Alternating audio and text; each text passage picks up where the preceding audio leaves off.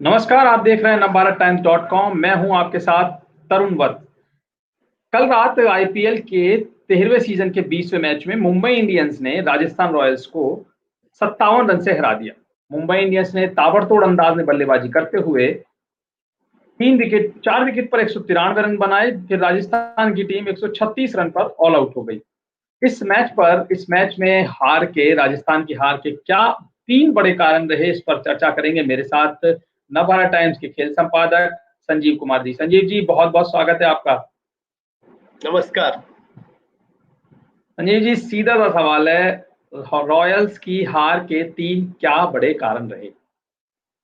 देखिए, सबसे पहला जो अगर आपको याद होगा, इस मैच के प्रीव्यू में हम जब बात कर रहे थे तो आपने ये पूछा था कि टॉस की अहमियत क्या होगी। तो उस पर हमने टॉस को लेके चर्चा की थी और ये कहा था कि दोनों ही टीमों के लिए टॉस की अलग अलग अहमियत होगी। और मैंने ये कहा था कि शायद कंफर्टेबल होगी मुंबई इंडियंस की टीम, अगर वो टॉस हार जाती है तो पहले बॉलिंग भी कर सकती है, बैटिंग भी कर सकती है।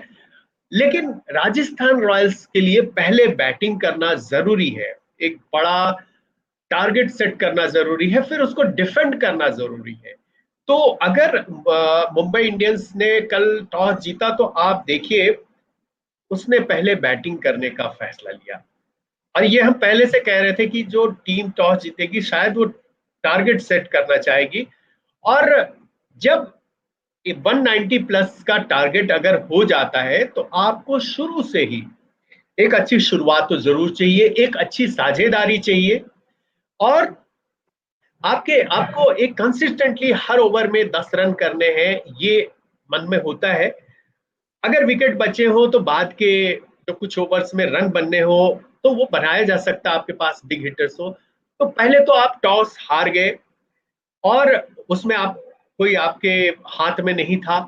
दूसरी चीज कि आप वहां पर मुंबई को 190 प्लस का स्कोर जब बना लिया उन्होंने, तो ये थोड़ा आपके लिए बड़ा टारगेट हो गया। आप ने उसको आप रोक नहीं सके। तो पहली वजह यह है कि आपको पहली बैटिंग की उसमें जो एक लिबर्टी होनी चाहिए था कि मैं पहले हमें बैटिंग मिले और मैं बड़ा स्कोर स्कोर खड़ा करूं फिर डिफेंड करूं, वो वाली आपको एक वहां पर आप पीछे रह गए। दूसरी बात मैं ये कहना चाहूंगा कि आपने ढेर सारे बदलाव कर दिए। अब 3 खिलाड़ियों को आपने बदल दिया, 3 नए खिलाड़ी को लेके आए। जी देखिए, जी जी। भी हमने चर्चा की थी कि राजस्थान रॉयल्स शायद चेन्नई सुपर किंग्स से प्रेरणा ले। चेन्नई की टीम कुछ खिलाड़ी अच्छा नहीं कर रहे थे, जिसमें शेन वॉटसन को भी हम शामिल कर सकते हैं, और उनको जी जी मौका जी। दिया गया। तो उस अगर अनुभवी खिलाड़ी आपकी टीम में है तो आपने बाहर बिठाया उनको और आपने मौका दिया जिन जिन खिलाड़ियों को। तो उनमें से कार्तिक त्यागी के लिए पहला मैच है, तो कार्तिक त्यागी जी जी। जैसा भी परफॉर्म करें हम उस पर टीका टिप्पणी ज्यादा नहीं कर सकते, क्योंकि उनका पहला मैच है। हो सकता है शुरुआत तो अच्छी जी की थी, जी। उन्होंने क्विंटन डिकॉक का विकेट लिया, लेकिन आपने बैटिंग में यशस्वी जायसवाल को उतारा। उसके बाद आपने रॉबिन उथप्पा को बाहर किया। बिठा मैं दिया नहीं कहता बाहर। हूँ जी कि लगातार रॉबिन उथप्पा जो है खराब कर रहे थे, तो उनको भी खिलाया जाना चाहिए था और वो इस बार खेलते तो मैच विनर साबित होते। लेकिन अनुभव तो है उसके पास, यशस्वी जायसवाल के पास वो अनुभव नहीं है। और जिस तरह से वो आउट हुए, वो आप देखिए, एक बड़े बॉलर को अब जब आप सामना कर रहे हैं, नया प्लेयर है, पिछले 2 मैचों में आप अच्छा नहीं कर पाए हैं और वापसी हो रही है, तो और इतना बड़े रन का जो है टारगेट सामने है, तो शुरुआत अच्छी नहीं हो सकी। और फिर उसके बाद कोई साझेदारी भी नहीं हो सकी। अगर आप स्कोर कार्ड पर नजर डालें तो एक 70 रन दिखता है आपको, जो कि जॉस बटलर ने बनाए सूर्य कुमार 70 रन यादव। 4 गेंदों पर। लेकिन उनको साथ देने वाला कोई नहीं मिला। अब बगैर कोई रन बनाए यशस्वी आउट हो गए, स्मिथ भी बहुत ही कम रन पे आउट हो गया। और उसके बाद आप देखिए, जी अगले एक। 4 बैट्समैन जो उनके स्पेशलिस्ट बैट्समैन थे, उन्होंने कुछ नहीं किया। जी फिर आपको जोफ्रा आर्चर नीचे आके 20 22 24 रन बना दे तो उससे कोई फर्क। तो 3 अगर हिस्से में आप कह रहे हैं, तो पहला तो उनको अनफॉर्चुनेट रहे कि इस अहम मैच में उन्हें पहले बैटिंग का मौका नहीं मिला, जो शायद मुझे लगता है कि अगर जी। उन्हें टॉस जीते तो उन्हें भी पहले बैटिंग करना पसंद होता। दूसरा, आपने ढेर सारे बदलाव किए और उन बदलावों का बहुत ज्यादा फायदा नहीं हुआ। और तीसरा जो है, आपने ओपनिंग शुरुआत में नहीं हुई, लेकिन बाद में एक साझेदारी भी नहीं हुई, क्योंकि जब बड़े रन का आप पीछा कर रहे हैं तो एक बड़ी पार्टनरशिप तो जरूर चाहिए। तो बड़ी पार्टनरशिप नहीं होगी तो आप 190 प्लस का स्कोर नहीं कर सकते, चेज नहीं कर सकते, और एक बटलर के बूते आप वो मैच नहीं जीत सकते, उनको साथ देने वाला कोई नहीं मिला। तो ये सारे फैक्टर्स रहे, और इसके बाद से राजस्थान रॉयल्स और भी उसके ऊपर दबाव बढ़ता जाएगा। दबाव स्मिथ पर भी होगा as a captain, as a batsman, दबाव संजू सैमसन पर भी होगा। जो उम्मीदें उन्होंने जगाई थी, इतने सारे उस पर प्लेटफॉर्म पर उनकी चर्चा हुई, बहुत कुछ लिखा गया, बोला गया उनके बारे में, कमेंट्स आए, सोशल मीडिया पे वो छाए रहे कि इनके साथ ज्यादती हो रही है, इनको मौके नहीं मिल रहे हैं। बट संजू सैमसन देखिए, वो कंसिस्टेंसी फिर नहीं हुए उनके सामने। वो एक मैच में अच्छा खेलते, अगले 3-4 मैच में नहीं खेलेंगे, तो फिर टीम की यही स्थिति होनी थी और यही हुई। जी, जी।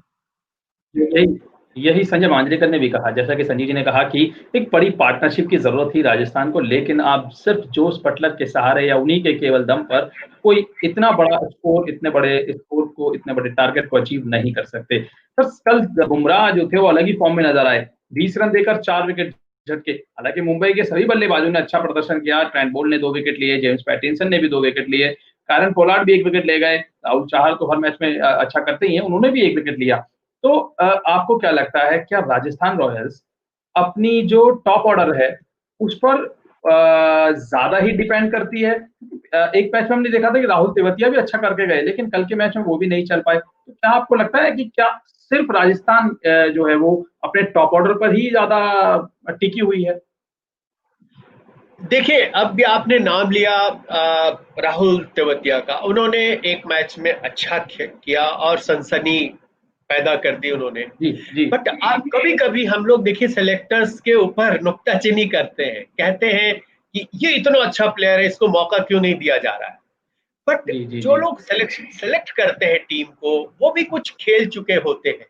वो भले ही बहुत बड़े, अब जब आप एमएस के प्रसाद को कह दें कि भाई उन्होंने बहुत ज्यादा खेला नहीं है, बहुत ज्यादा इंटरनेशनल मैच नहीं खेला, 100 टेस्ट 50 टेस्ट वाले वो नहीं है, लेकिन वो क्रिकेटर रहे हैं। उन्होंने भले ही जी, जी। विश्व स्तर पर कुछ किया नहीं, उन्हें क्रिकेट की बारीक समझ है। तो मैं वही जी, कहता हूं कि सेलेक्टर्स अगर वो सिलेक्शन करने पहुंचते हैं और किसी किसी को बैटिंग करते देखते हैं, बॉलिंग करते देखते हैं, नेट्स पर अगर किसी को नॉकिंग करते हुए देखते हैं वहां पर, तो वो 2-4 गेंदों में समझ जाते हैं कि इसमें इस खिलाड़ी में क्या मादा है। मैं आपको एक बात बता रहा हूँ, एक कहानी जी, बता जी। रहा हूँ। एक एक दफा अंडर 19 क्रिकेट में अ, मैं एक मैच कवर करने गया था, वनडे मैच कवर करने गया था राजकोट। और उस समय एक उभरते हुए खिलाड़ी थे, चेतेश्वर पुजारा। तो मैं चेतेश्वर पुजारा ने, मुझे जहां तक याद है कि उन्होंने डबल सेंचुरी की थी बैक टू बैक कुछ, और बहुत चर्चा में थे। वो इंडियन टीम में नहीं थे, अंडर 19 में खेलते थे। तो वहां एक जो आज नया स्टेडियम है राजकोट में, वो स्टेडियम बन जी, रहा जी। था, पूरी तरह बना नहीं था, और वो शहर से थोड़ा हटके था।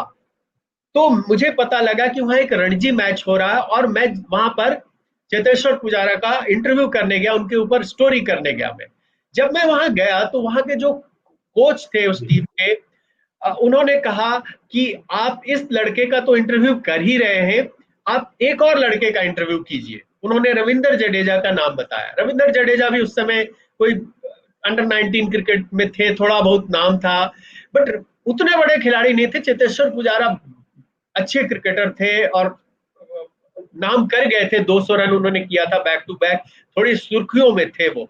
तो मैंने कहा ये क्यों, इन्होंने क्या किया है। उन्होंने एक बात कही, इस लड़के में आप ध्यान दीजिएगा, ये लड़का पहले इंडिया खेलेगा, चेतेश्वर पुजारा बाद में खेलेगा। तो उन्होंने जो भी वजह बताई, बट वो कोच का एक नजरिया था, दृष्टिकोण था। तो मैं ये कहानी इसलिए बता रहा हूं कि राहुल तेवतिया हो, संजू सैमसन हो, आज वो इंडियन टीम में नहीं है, सेलेक्ट नहीं हुए, तो कहीं ना कहीं वजह है। और वजह ये है कंसिस्टेंसी। लगातार अगर आप स्कोर करेंगे, गावस्कर ने एक बार कहा था, एक जी, जी। एक एक बच्चों के बीच, मुझे याद है, कुछ बच्चों ने शिकायत की कि उन्हें मौका नहीं मिल रहा है, तो उन्होंने कहा कि आप, you don't have to knock at the door of the selectors, you have to knock down the door, आपको दरवाजा ही गिरा देना है, ऐसा खेलो। तो ऐसा खेलने वाला क्रिकेटर चाहिए, तभी वो टीम में बड़े लेवल पे उसको मौका मिलता है। तो यही कमियां हैं। देखिए राहुल तेवतिया हो या संजू सैमसन हो, वो इंडियन टीम में तभी आ सकते हैं या बड़े लेवल पे तभी बड़े खिलाड़ी बन सकते हैं जब वो कंसिस्टेंटली अच्छा करें। तो यही सवाल है कि इस किसी भी टीम को जिताने के लिए कंसिस्टेंट परफॉर्मर चाहिए, न कि आपने एक मैच में अच्छा किया और फिर 5 मैच में आप नहीं खेल पाए ठीक से। तो यही मेरा कहना है कि राजस्थान रॉयल्स की समस्या यही है कि इनके पास जो प्लेयर्स हैं, अब स्मिथ पे आप सवाल नहीं उठा सकते, बट बाकी जो प्लेयर्स हैं, इन प्लेयर्स को लगातार खेलना होगा, अच्छा खेलना होगा, तभी ये टीम आगे बढ़ेगी। नहीं तो फिर वही होगा, 7वें 8वें 6ठे पोजीशन पे ये टीम जो है रुक जाएगी।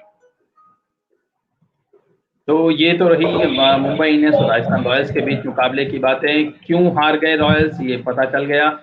तो मुंबई इंडियंस जीत के साथ 6 मैच में 4 जीत के साथ 8 अंकों के बाद टॉप पॉइंट्स टेबल में टॉप पर पहुंच गई है। दिल्ली कैपिटल्स के भी 8 ही अंक हैं, लेकिन नेट रन रेट जो है वो मुंबई से थोड़ा कम है।